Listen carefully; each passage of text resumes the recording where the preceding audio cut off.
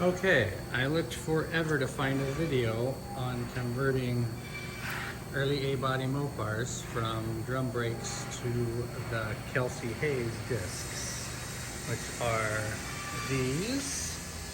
And the reason I went with these, I have two reasons. One is I can keep my 4-on-4 bolt pattern, so I can keep the old slot mags. And the second one was that these calipers clear 14-inch wheels, and sometimes the larger calipers up to 73 and newer Mopar brakes don't always clear, and these are period correct, so that's what I wanted to go with. But I couldn't find, I had to dig everywhere for part numbers and information and things like that. So I'll start with the parts that you need to source off of the disc brake car. And these are two parts that you can't get. First is the spindle.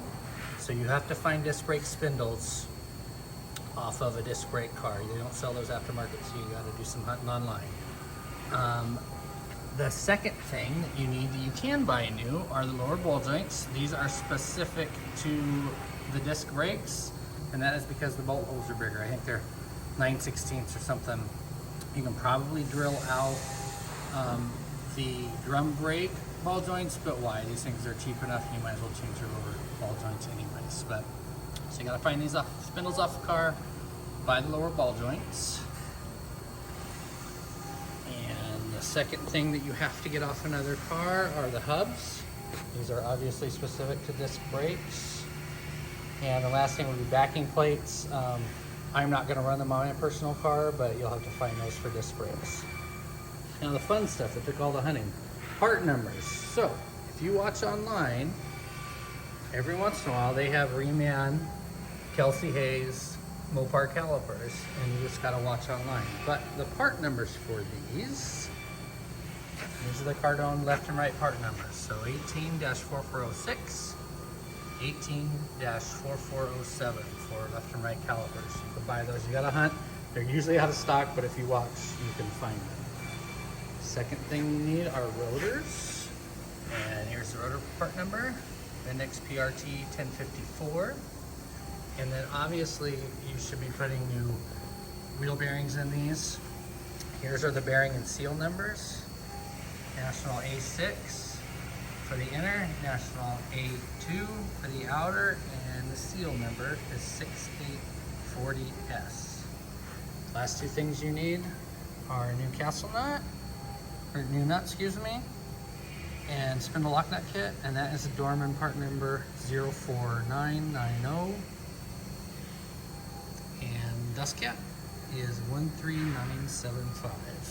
So those are all the parts you need to do the Kelsey Hayes disc brake conversion for an A-body Mopar. The rest of the stuff is pretty self-explanatory. I'm not gonna go through how to change brakes, but everything bolts on just like the stock stuff does, so you're just swapping parts. Oh, and the last thing that is important that you should do is the bleed off valve. Some people call it a proportioning valve. I can't remember off the top of my head, but Mopar has a funny name for it, this part, the brass part.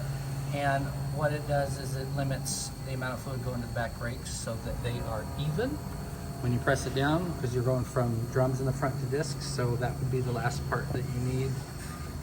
I don't have the part number for that, but you can get it from, what is the brake line company called? Inline Tube. Inline Tube makes that. They also make all new brake lines if you want to go that route. I did that, got some all new tubing and some steel braided lines for that. But at any rate, not too bad of a project. It's generally pretty hard to find the spindles and the calipers. You usually have to buy a whole brake setup, which I did. These are the calipers. I'm gonna hang on to those because you can rebuild them. You still have rebuild kits. You can sleeve the pistons, so I'm gonna hang on to those, but I just figured I would start with my first set with brand new calipers. But there you go, Kelsey Hayes brakes, disc brake upgrade, period correct. And that's it, thanks a bunch.